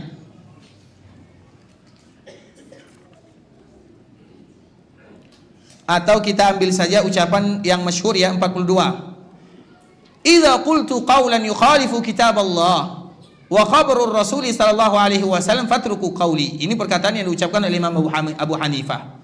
Kalau kalian menemukan diriku mengucapkan salah satu perkataan yang bertentangan dengan kitabullah dan khabar-khabar yang datang dari Nabi, tinggalkan. Kemudian Imam Malik menyebutkan, innama ana basyarun ukhti wa usib. Saya itu manusia biasa, benar dan juga salah. Fanzuru fi qawli au fi ra'i. Lihat apa yang aku ajarkan kepada kalian, lihat pendapatku. Fakullu ma wafaqal kitab wa sunnah fakhudhuh. Sesuatu yang sesuai dengan kitab wa sunnah ambil. Kalau bertentangan tinggalkan. Itu Imam Malik. Imam Syafi'i menyebutkan ajma'al muslimuna ala anna man istabana lahu sunnatan an Rasulillah lam yahilla lahu an yada'aha liqauli ahad. Siapapun yang jelas baginya hadis Nabi atau sunnah Nabi, tidak boleh bagi dia mengikutinya atau mengikuti yang berselisihan dengannya. Kemudian begitu juga perkataan Imam Ahmad, usulus sunnah indana at-tamassuk bima kana alaihi ashabu Rasulillah wal iqtida'u bihim wa tarkul bid'ah wa kullu bid'atin fahiya dhalalah. Itu perkataan Imam Ahmad yang nanti bisa kita lihat artinya sendiri. Artinya ikhwatul Islam, kalau seandainya kita perhatikan bagaimana perkataan para ulama, ulama itu adalah sebagai wasilah kita mengenal agama Allah Subhanahu wa taala. Makanya kita tidak boleh kenapa kamu mengatakan yang demikian? Oh, karena ustadz itu yang melakukan demikian. Ustadz bisa jadi salah, bisa jadi benar. Ulama demikian juga, walaupun mereka yang paling dekat dengan kitabullah sallallahu alaihi wasallam, kitabullah dan sunnah Rasulullah sallallahu alaihi wasallam. Kemudian ikhwatul Islam, kita lihat lagi halaman 65. Kita cepat saja ya, karena sudah keburu jam 8. Man ibtada'a fil islami bid'atan yaraha hasanah, dan itulah yang terjadi. Perkataan Imam Malik ini merupakan perkataan yang sangat indah. Barang siapa yang melakukan perkara mengada-ngada dalam agama dan dia melihat itu adalah perkara yang baik, karena semuanya orang menganggap perkara tersebut adalah perkara yang baik, maka disebut dengan wayaraha hasanah, dan mereka melihat itu adalah perkara yang baik. Za'ama anna Muhammadan qad khana risalah, berarti mereka telah menuduh Nabi berkhianat terhadap agama Islam. Artinya ikhwatul Islam, sunnah Nabi adalah sunnah yang akan menjadi sunnah terbaik untuk selama-lamanya, kapanpun dan dimanapun. Dan seorang muslim tentu akan bangga dengan sunnah Nabi sallallahu alaihi wasallam, dan tidak boleh ada di antara kita yang bermain-main dengan sunnah Nabi sallallahu alaihi wasallam. Maka mereka yang bermain-main dengan sunnah Nabi bisa kita lihat di halaman 68. Contoh misalnya hadis yang diriwayatkan oleh sahabat Salamah bin Al-Aqwa' yang dikeluarkan oleh Imam Muslim. Anna rajulan akala 'inda Rasulillah sallallahu alaihi wasallam bishimali faqal kul biyaminik. Jadi ada dulu di zaman Nabi orang yang makan dengan tangan kiri. Maka Nabi mengajarkan makan dengan tangan kananmu, karena itu adalah sunnah Nabi. Qala la astati'. Maka dia mengatakan aku tidak sanggup.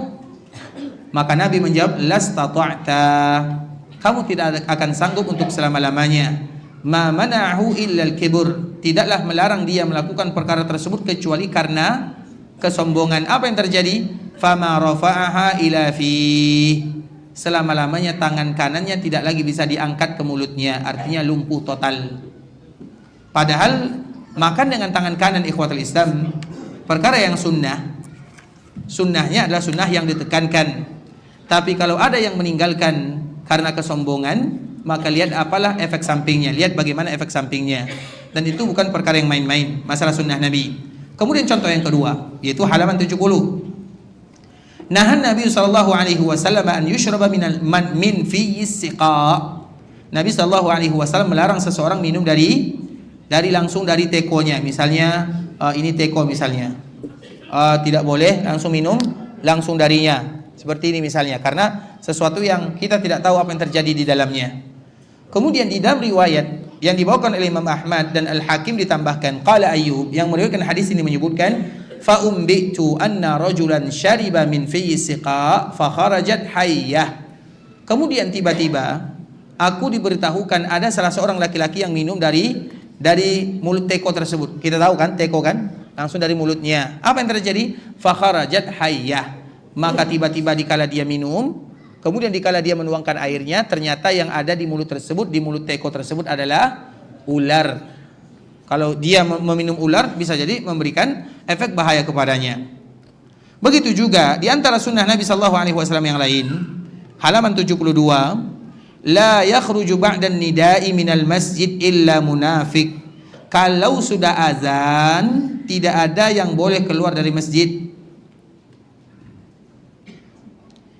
illa munafik, kecuali mereka yang ada kemunafikan di dalam hatinya. Illa rajulun akhrajathu hajah, kecuali kalau seandainya ada keperluan, maka itu boleh. Misalnya kita di masjid, kemudian tidak ada alasannya, tiba-tiba kita keluar dari masjid, maka itu adalah tanda orang-orang munafik. Kecuali ada hajat. Apa hajatnya? Contoh misalnya, karena ceramahnya terlalu lama misalnya. Contoh misalnya, saya ingin sholat isya, ceramahnya lama, saya keluar. Itu hajat atau tidak? Hajat atau tidak? Atau malas? Atau kurang semangat? Atau lapar? Terserah, tidak bisa kita pastikan. Bisa jadi karena hajatnya, bisa jadi karena keadaan dia. Kita tidak boleh bisa menentukan bagaimana keadaan seseorang. Itu contoh saja. Makanya itu merupakan di antara sunnah Nabi. La yakhruju ba'da nida'i minal masjid illa munafik. Kalau sudah azan tidak boleh yang keluar, ada yang keluar. Kecuali karena kebutuhan. Wa huwa yuridu raja'il masjid, tapi ada tapinya.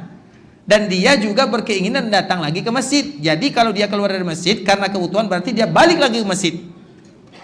Kemudian apa yang terjadi? Kemudian ada orang yang berkata, sudah azan, inna ashabi bil harrah qal fakharaj. Kemudian dia mengatakan, teman-temanku sudah pergi ke Al-Harra. Al-Harra itu batasan kota Madinah. Jadi Madinah itu ujungnya disebut dengan Al-Harra. Al-Harra itu artinya panas. Karena memang batasan kota Madinah itu, dia ibarat daerah yang terbakar.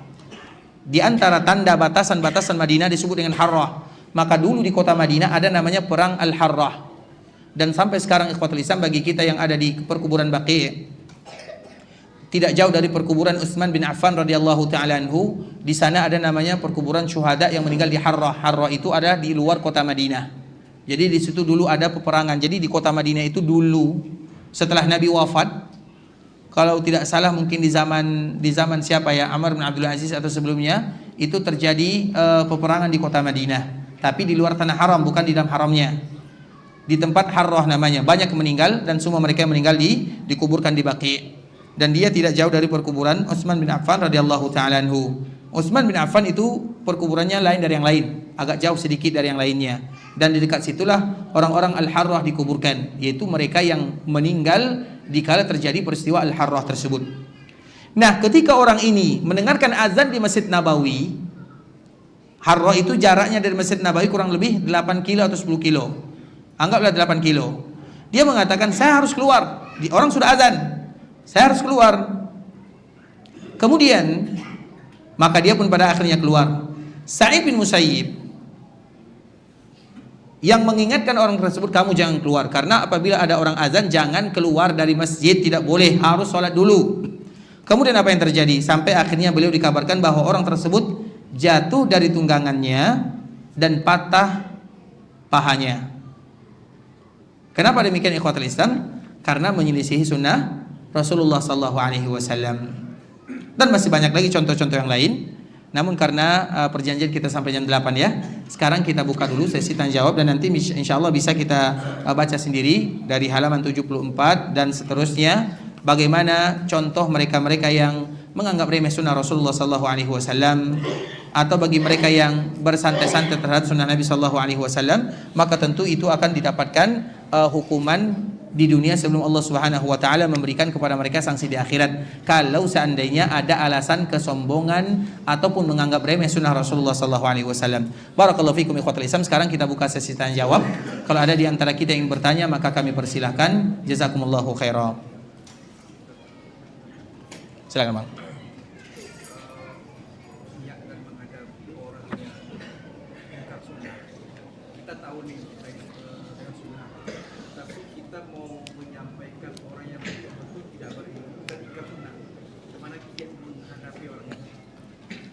Pertanyaannya, misalnya kita ingin menyampaikan ada orang yang ingkar sunnah, dia tidak berilmu, dan kita ingin memberikan pandangan atau memberikan masukan atau nasihat kepadanya, bagaimana kiat-kiatnya? Sebelum kita membahas tentang masalah ini, kita harus kembalikan dulu kepada sunnahnya. Yang sunnah itu sunnah yang mana?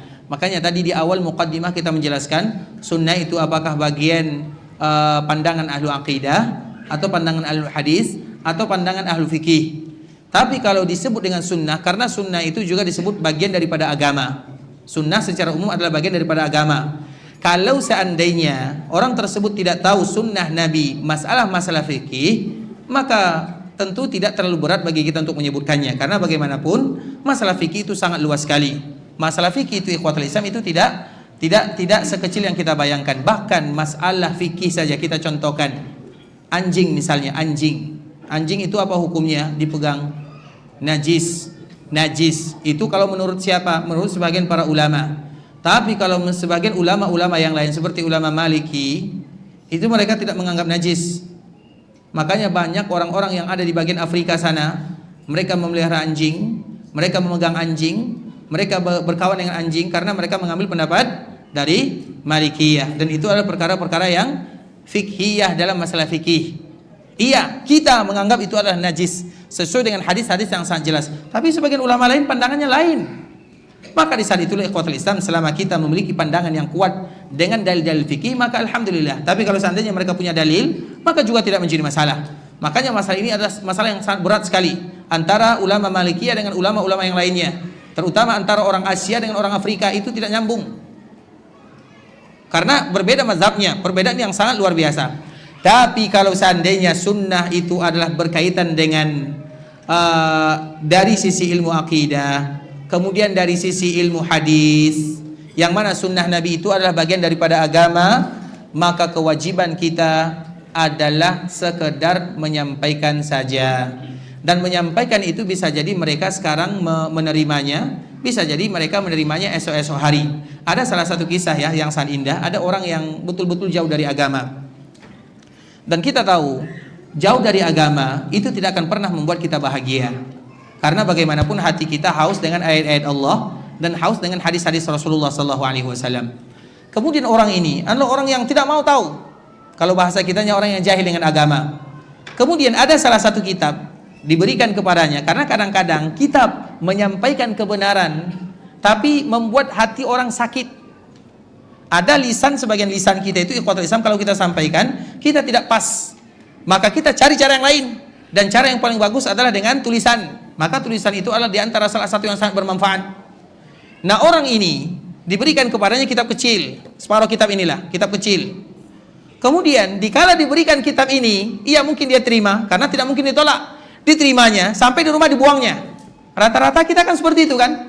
Diberikan kitab yang mengajarkan tentang hadis Nabi, tentang anjuran Nabi, tentang sunnah Nabi, sampai di rumah itu dibuang. Tapi kitab ini jangan dibuang ya. Taib, itu dibuang kitabnya. Kemudian 1 tahun, 2 tahun, 3 tahun, 5 tahun setelahnya apa yang terjadi?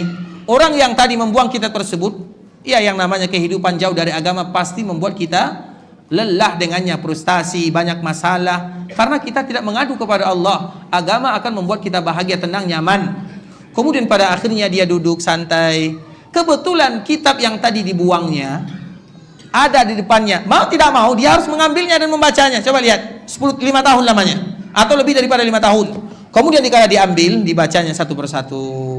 Dari situlah dia mulai terbuka wawasannya, terbuka hatinya, terbuka ininya. Kemudian apa yang terjadi ikhwatul Islam? Maka dia pun pada akhirnya kembali kepada agama Allah Subhanahu wa taala. Dan itu adalah di antara cara yang terbaik. Cara yang terbaik itu adalah dengan hadiah. Hadiah dengan kitab-kitab. Makanya dulu ada kejadian ini selalu berulang. Kejadian ini bukan satu. Ada di sebuah pondok. Kalau ada di antara kita nanti bisa cari di internet. Namanya Mas Kumambang. Mas Kumambang itu ikhwatul Islam. Kita tahu ya, kitab kalau sudah judulnya kitab tauhid, nah itu sudah lain kemana-mana dia. Kalau judulnya sudah kitab tauhid, itu anggapannya lain-lain. Kemudian Mas Kumambang ini, pemimpin pondoknya itu paling benci kepada orang-orang yang ya mungkin mereka mengamalkan sunnah Nabi Sallallahu Alaihi Wasallam, paling tidak suka.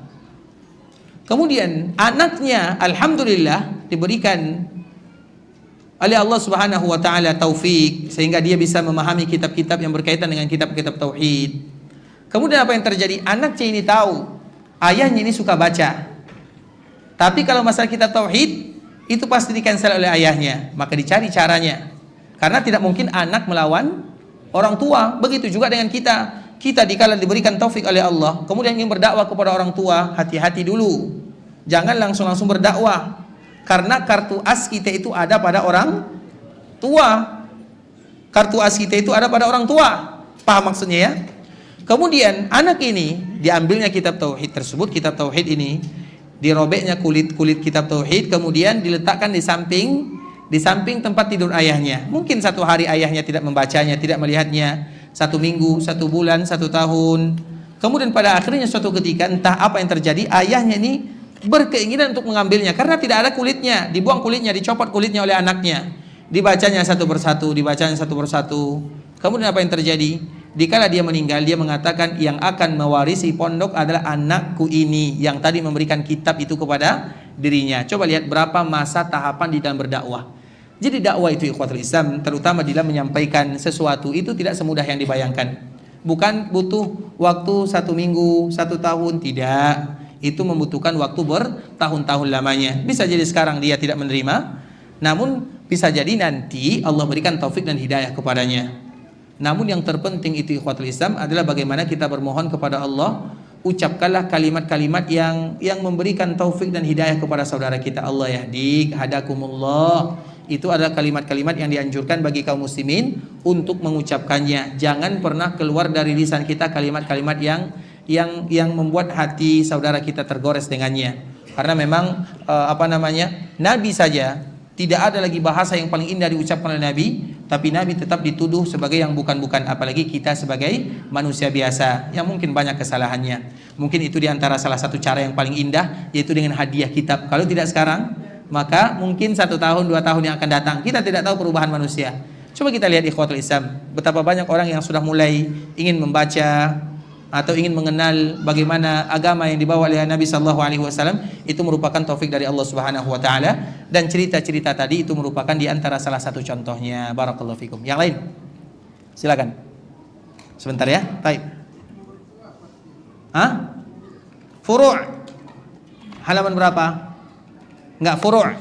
Furu' itu ikhwatul Islam, di dalam agama ada namanya usul, ada furu'. Usul itu cabang, usul itu asal, aslun, usulun. Biasanya kalau disebut dengan usul itu lebih identik kepada masalah-masalah akidah. Dan dalam masalah akidah para ulama itu semuanya sama. Imam Syafi'i rahimahullahu taala menyebutkan yang demikian. Perkataanku dengan ulama-ulama sebelumnya, Ats-Tsauri, Malik dan yang sejenisnya sama. Asyhadu an la ilaha illallah wa asyhadu anna Muhammadar Rasulullah wa anna Allah ala arsyihi, dan Allah berada di atas arasnya. Kemudian disebutkan akidah-akidah yang lainnya, itu usul namanya. Usul para ulama tidak ada yang bertentangan. Imam Abu Hanifah, Imam Malik, Imam Syafi'i, Imam Ahmad dan juga imam-imam yang lainnya, tidak ada perbezaan di antara mereka, dan akidah mereka semuanya sama. Itu usul namanya. Sedangkan furu' artinya diambil dari kata-kata far'un. Far'un itu cabang.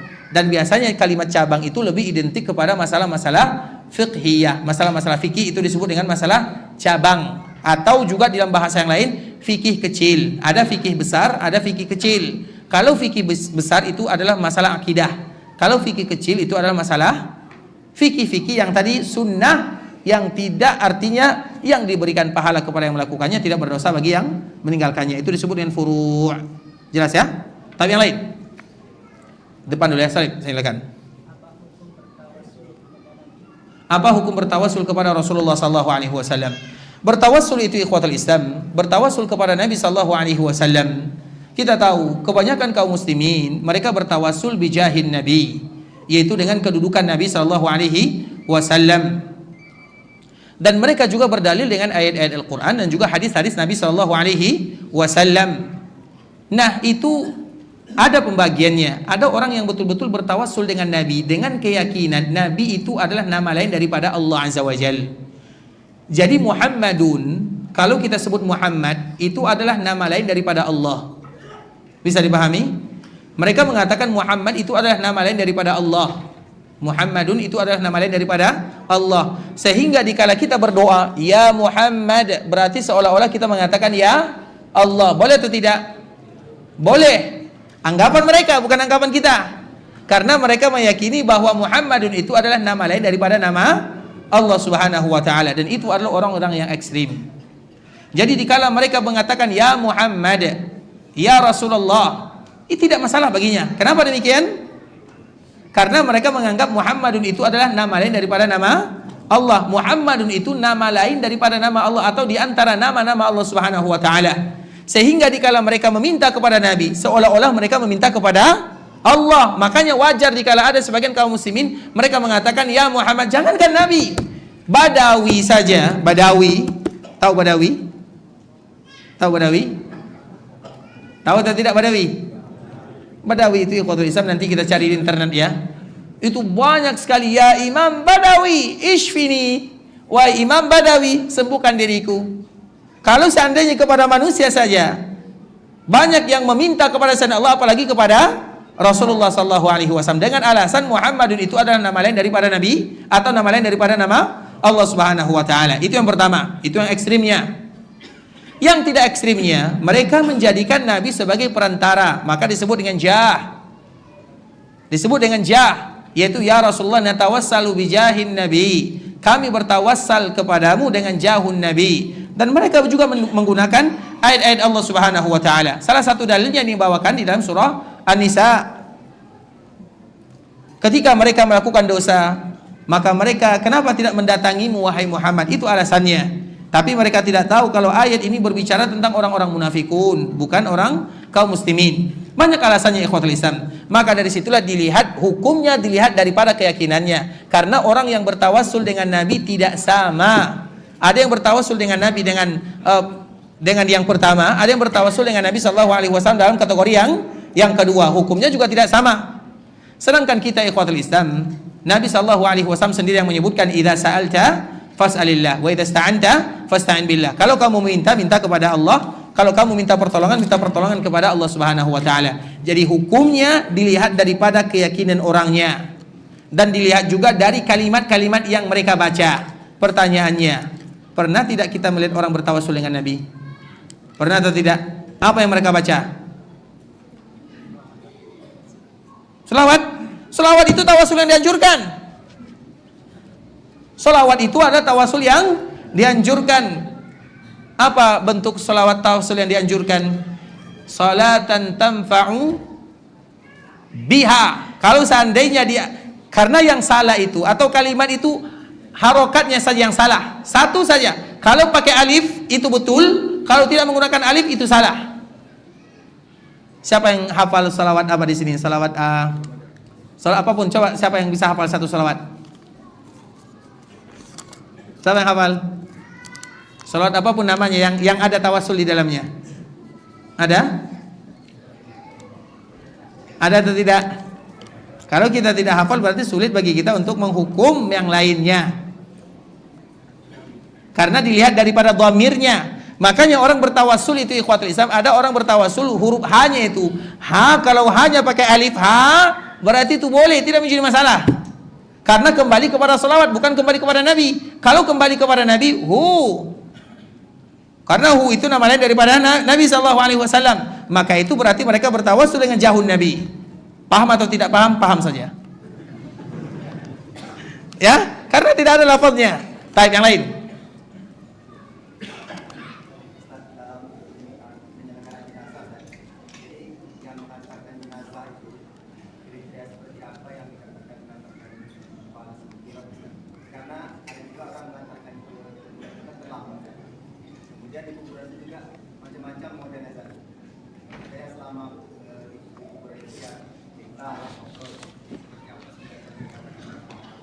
Barakallahu fiik, karena pembahasannya tidak sesuai dengan tema ya. Kita jawab sedikit saja atau diundur pending dulu ya.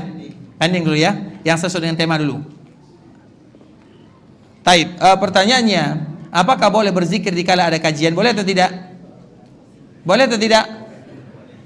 Ungkapan kita ini sedang kita berbicara ini kita sedang apa itu zikir? Al-Quran dan zikir mengingat Allah semua orang tahu. Tapi apa itu zikir? Al-Quran, inna nahnu nazzalna zikra, az-zikir. Kami yang menurunkan zikir Al-Quran dan hadis Nabi sallallahu alaihi wasallam. Dan sesuatu yang harus kita ketahui ikhwatul Islam. Ada salah satu hadis ini untuk majelis ilmu ya. Rasulullah sallallahu alaihi wasallam menyebutkan majtama'a qaumun fi baitin min buyutillah. Apa sambungannya? Yatluna kitaballah wa yatadarasunahu fima bainahum illa nazalat alaihimus sakinah wa asyhadhumur rahmah wa hafathumul malaikah. Orang yang berkumpul di rumah Allah, belajar agama, saling tadarus, apa yang terjadi? Turun ketenangan, diberikan rahmat dan kasih sayang, malaikat menaunginya. Artinya malaikat turun atau tidak? Malaikat turun atau tidak? Biasanya kalau malaikat turun, apa yang dibawa? Malaikat turun membawa rahmat. Dan biasanya di saat-saat malaikat turun, itu adalah waktu doa-doa dikabulkan oleh Allah Subhanahu wa taala. Maka semestinya doa yang paling bagus itu adalah dikala kita sedang bermajlis. Makanya setiap kali kita bermajlis, semoga Allah ampunkan, semoga Allah mudahkan, semoga Allah masukkan kita ke dalam surga. Itu adalah waktu di antara kita berdoa. Tapi dianjurkan yang mengangkat suara cukup ustadz saja ya. Karena nanti yang lain kalau mengangkat suara juga berbahaya, nggak tahu apa yang kita dengarkan. Artinya kalau ada di antara kita yang sambil diam, sambil berzikir kepada Allah, berdoa, ya Allah ampunkan dosaku, astagfirullah. Kemudian misalnya, ya Allah sehatkan diriku. Itu adalah waktu yang sangat indah. Kenapa demikian? Karena malaikat sedang turun. Makanya dikala kita mendengarkan ayam berkokok, apa yang harus kita lakukan? Apa yang kita lakukan? Berdoa. Dan pertanyaannya, kapan kita mendengarkan ayam berkokok? Masalahnya ayam berkokok itu sudah ada gantinya, ada alarm sekarang. Kalau dulu ayamnya betul-betul di samping rumah, kalau sekarang handphone di samping telinga, sudah digantikan. Jarang kita mendengarkan ayam berkokok karena sudah digantikan dengan handphone. Iya atau tidak? Kita bangun karena kokokan ayam atau karena alarm? Itu dia. Jadi kapan lagi kita berdoa kepada Allah Azza wa Jalla? Makanya di antara salah satu momennya adalah dikala kita majelis ilmu. Artinya baca astagfirullah, ya Allah mudahkan urusanku. Berdoa seperti doa-doa yang singkat-singkat yang tadi telah kita sebutkan. Jelas ya? Tapi kemudian pertanyaan yang tadi, kita tahu setiap yang disebutkan oleh Nabi SAW, Nabi memberikan kelonggaran, kita ambil kelonggarannya, jangan banyak bertanya. Nabi mengatakan barang siapa yang mensolatkannya, kemudian mengikuti jenazah sampai ke perkuburannya, dia dapat 2 qiraat. Tidak usah ditanya bagaimana keadaannya, kalau seperti ini, kalau seperti itu, tidak usah ditanya. Bisa dipahami? Karena semakin banyak kita bertanya, maka kita mempersulit agama. Artinya kita mengekang sesuatu yang diperluaskan dalam agama, membuat kita juga sulit nantinya. Jelas ya? 2 qiraat kata Nabi selesai. Mau terlambat, mau tidak terlambat, yang penting dia ikut, selesai. Jelas ya? Taib yang lain. Taib. Bagaimana cara untuk meningkatkan kapasitas untuk mengerjakan sunnah-sunnah Nabi? Taib. Bagaimana supaya kita meningkatkan kekuatan untuk meningkatkan sunnah-sunnah Nabi? Yang harus pertama kali kita harus tahu dulu apa itu sunnah Nabi SAW. Macam mana kita nak beramal kalau kita tidak tahu? Sekarang misalnya kehidupan dalam sunnah Nabi dalam sehari-hari, apa yang harus kita lakukan? Bagaimana kita akan semangat? Harus tahu dulu. Tidak mungkin kita akan beramal kalau kita tidak tahu. Misalnya bangun tidur, atau misalnya bangun, contoh misalnya di antara salah satu sunnah Nabi SAW, man yata'ara minal lail, siapapun yang bangun di malam hari. Kemungkinan kita semua ini bangun di malam hari atau tidak? Bangun di malam hari bisa jadi karena anak menangis, bisa jadi karena kita ingin buang hajat, atau bisa jadi ada alasan yang lainnya. Ketika kita bangun di malam hari, apa sunnahnya? Apa sunnahnya? Kita tidak akan tahu apa yang kita lakukan kalau kita tidak tahu apa yang diajarkan oleh Nabi. Itu masalahnya. Bagaimana kita akan melakukannya sedangkan kita tidak tahu? Nabi SAW mengajarkan, kalau kalian bangun, baca subhanallah, walhamdulillah, wala ilaha illallah, wallahu akbar, wala haula wala quwata illa billah. Kemudian kita berdoa. Kalau ada di antara kita yang saleh berdoa, pasti dikabulkan doanya. Masalahnya kita tidak tahu. Bagaimana kita akan beramal kalau kita tidak tahu? Maka jawaban yang pertama, tahu dulu. Artinya belajar agama dulu. Dan kita tahu belajar agama itu adalah di antara salah satu ibadah yang paling mulia. Tujuan belajar agama bukan untuk menjadi ustaz, bukan untuk menjadi fulan, tapi belajar agama itu tujuannya adalah untuk agar kita tahu tentang agama Allah. Karena orang yang belajar agama pasti dihadiahkan oleh Allah dengan husnul khatimah. Dan semoga semuanya kita mendapatkan husnul khatimah. Itulah tujuan kita datang ke rumah Allah. Itulah tujuan kita belajar agama, bukan untuk mencari yang lain, tapi agar kita wafat dalam keadaan husnul khatimah, wafat dalam keadaan mengerjakan agama dan sunnah Nabi. Makanya orang yang ingin tahu tentang agama, mereka akan berusaha. Bahkan ketika wafat pun, ada salah satu cerita ikhwatul Islam. Ini salah seorang cerita ya, Syekh cerita di zaman sekarang ya, Nasruddin rahimahullahu taala, dikala dia kecelakaan. Karena Imam Nasruddin itu kalau bahasa kitanya Imam Al-Albani ya. Imam Al-Albani ini diantara salah satu hobinya adalah kalau bawa mobil itu kencang sekali. Sehingga pernah dikadukan kepada Syekh bin Baz. Wahai Syekh bin Baz, ada di Jordan sana namanya Albani, dia kalau bawa mobil dia kencang sekali. Apa kata Syekh bin Baz rahimahullahu taala? Dia tidak tahu bagaimana rasanya ditilang polisi. Makanya dia berani kencang. Kemudian kalimat ini sampai kepada Syekh Albani. Albani kembali membalas. Apa jawabannya? Syekh bin Baz tidak tahu bagaimana cara membawa mobil. Karena Syekh bin Baz buta. Ini candaan para ulama ya. Jadi dikala dikatakan kenapa Syekh Albani kencang bawa mobil? Karena dia tidak pernah ditilang polisi. Kata Syekh bin Baz. Kalimat ini dengar oleh Syekh Albani, dijawab. Syekh bin Baz mengatakan seperti itu karena dia tidak tahu bagaimana indahnya membawa mobil. Taib. Sehingga suatu ketika dia kecelakaan. Qadarullah. Nah, dikala kecelakaan, biasanya dikala kecelakaan itu banyak ungkapan-ungkapan yang selalu kita dengarkan, ya Sattar, ya Sattar, ya atau tidak? Ya Sattar. Nah, Syekh Albani dikala mendengarkan kalimat ini, bahasa Sattar itu salah. Bahasa Sattar itu salah. Tapi yang betul adalah Sittir. Sittir itu adalah di antara salah satu nama Allah. Kalau biasanya orang Arab, kalau kita kecelakaan apa yang kita ucapkan? Kalau ada kawan yang kecelakaan atau ada yang mendapat musibah, apa? Tergantung daerah ya. Tapi biasanya kalimat yang keluar itu adalah ya Sattar. Artinya Sattar itu ya Allah tutup aibnya, atau wahai zat yang bisa menutup aib. Sattar itu sutra. Sutra itu apa arti sutra? Batas. Batas itu arti yang di belakang kita tidak bisa melihatnya, atau yang di belakang tidak bisa melewatinya, maka disebut dengan sutra. Maka disebut dengan Sattar. Tapi bahasa untuk Allah, di antara salah satu nama Allah yang tepat adalah Sittir. Nah, ketika orang ini ya Sattar, ya Sattar, ya Sattar, maka Imam Al-Albani rahimahullahu taala, ini kisah ya, dia dalam terluka, dikala dia mendengarkan kalimat ini, dia mengatakan bukan itu, tapi ya Sittir, ya Sittir.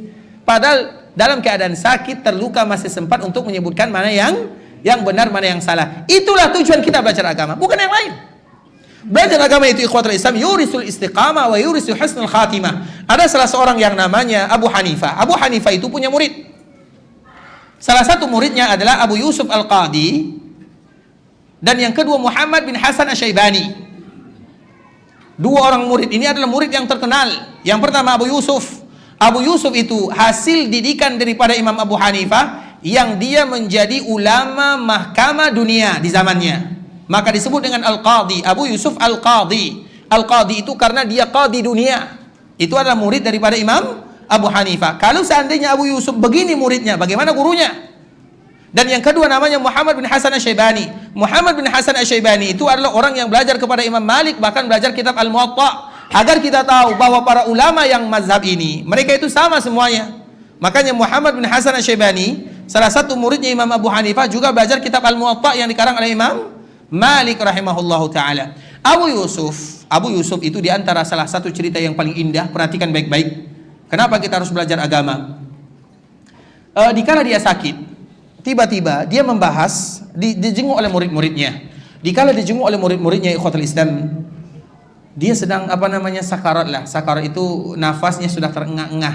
Artinya nafasnya sudah tidak stabil lagi. Kemudian dia pun dikala murid-muridnya datang menjenguknya, dia mengatakan, bagaimana pendapat kalian tentang orang yang melontar jamarat namun menggunakan kendaraan? Apa hukumnya? Muridnya merasa heran, ya Imam, waktu ini bukan pembahasan melontar jamarat. Waktu ini adalah pembahasan di mana mengucapkan kalimat La ilaha illallah, atau memperbanyak mengucapkan kalimat La ilaha illallah. Seolah-olah itu adalah nasihat dari muridnya. Maka dikala mendengarkan kalimat ini, Abu Yusuf marah kepada mereka. Semenjak kapan kalian mengatakan seperti itu? Kalimat la ilaha illallah selalu diucapkan oleh Abu Yusuf. Ayo kita bahas. Akhirnya Abu Yusuf dalam keadaan nafas sudah tidak stabil lagi ikhwatul Islam. Pada akhirnya mereka tetap membahas karena keinginan Abu Yusuf. Dibahas apa hukum orang melontar jamarat dalam keadaan menggunakan kendaraan. Tahu kita jamarat yang ada di Mekah Al-Mukarramah, di Mina, dikala melaksanakan ibadah haji, dan semoga Allah mudahkan kita melaksanakan haji. Dikala melontar jamarat, apa hukumnya kalau kita naik kendaraan? Karena tidak mungkin menggunakan kendaraan sulit, tempatnya sempit, tidak mungkin. Itu dibahas. Karena ulama-ulama Hanafi itu ikhwatul Islam, ulama-ulama yang kuat. Ulama itu terkenal madrasah itu ada madrasatu ahlul hadis, madrasatu ahlul ra'i. Madrasah yang mereka mengemukakan hadis, itu pemimpinnya adalah Imam Malik. Dan madrasah ahlul ra'i, itu pemimpinnya adalah Imam Abu Hanifah. Mereka itu sejalan. Hanya saja dibezakan ini ahlul hadis karena selalu dengan hadis-hadis Nabi. Sedangkan Imam Abu Hanifah selalu dengan pendapat. Kenapa dengan pendapat? Karena orang yang hidup di zamannya mereka selalu mendustakan hadis Nabi. Kalau dia sampaikan hadis Nabi, takut-takut orang mendustakan hadis Nabi, sehingga orang tersebut nanti berdosa, maka Imam Abu Hanifah tidak mau demikian. Bisa dipahami? Jadi kita tidak boleh mengatakan ahlur ra'i langsung ahlur ra'i, tidak ada alasannya. Dan mereka itu kuat sekali ikhwatul Islam. Selalu kita berikan contoh, misalnya mereka sudah membahas apa hukumnya orang sholat di langit. Ada tidak orang sholat di langit? Ada atau tidak? Siapa? Itu dia. Itu sudah dibahas. Coba bayangkan. Pikiran kita tidak pernah terbayangkan. Ada tidak orang yang sholat sengaja membawa najis? Ada atau tidak? Siapa? Yang sholat dengan menggendong anaknya, sudah dibahas. Itu ahlur ra'i. Jadi kita tidak boleh. Imam Abu Hanifah, kalau seandainya beliau mengatakan bahwa meja ini terbuat dari emas, maka semua kita akan percaya dengannya, saking kuatnya hujah dan ra'yunnya, bukan main-main. Salah satu muridnya adalah Abu Yusuf. Nah, Abu Yusuf ini ikhwatul Islam, dikala dia wafat atau hampir wafat, dibahas tentang masalah malam terjamarat. Kemudian muridnya tidak mau. Pada akhirnya mereka tetap membahas. Setelah pembahasan ini selesai, murid-muridnya pun ingin izin meninggalkan dirinya. Ketika muridnya meninggalkan gurunya, baru saja melangkah keluar dari rumahnya, maka sudah terdengar kalimat-kalimat istirja', yaitu kalimat inna lillahi wa inna ilaihi raji'un, lillahi ma a'ta wa lahu ma akhadh wa kullu syai'in indahu ila ajalin musamma. Artinya baru saja murid-murid tadi yang membahas tentang masalah agama baru keluar meninggalkan rumah gurunya, ternyata gurunya sudah dipanggil oleh Allah Subhanahu wa taala. Itulah tujuan kita kenapa harus belajar agama. Tidak ada cita-cita kita yang lain. Tidak ada tujuan kita duduk di sini untuk dunia, tidak ada. Tujuan kita di sini hanya ingin ditutup usianya dalam keadaan husnul khatimah, agar kita semangat belajar agama Allah, menegakkan yang dianjurkan oleh Nabi sallallahu alaihi wasallam. Tidak ada yang lain. Itulah caranya, ya. Baik. Yang lain. Karena sudah jam 8.30 ya. Barakallahu fikum ikhwatul Islam. Mungkin sampai di sini pembahasan yang bisa kami jelaskan. Yang benar dari Allah Subhanahu wa taala, yang salah dari diri kami pribadi karena kurangnya ilmu kami, karena kebodohan, karena kejahilan kami. Kami mohon dimaafkan kalau ada kata-kata yang salah, kalimat-kalimat yang kurang tepat. Dan kita selalu berharap kepada Allah Subhanahu wa taala agar Allah ampunkan dosa kita bersama, berikan keberkahan, kemudahan, dan dijadikan perkumpulan kita ini perkumpulan yang diridhai oleh Allah, yang bisa menyebabkan dosa-dosa kita diampunkan oleh Allah Subhanahu wa taala. Kita tutup dengan doa kafaratul majlis. Subhanakallahumma bihamdika asyhadu an la ilaha illa anta astaghfiruka wa atubu ilaik. Wa sallallahu wa sallim ala nabiyyina wa habibina wa khalilina wa sayyidina Muhammadin wa ala alihi wa sahbihi wa sallama tasliman katsira. Assalamualaikum warahmatullahi wabarakatuh.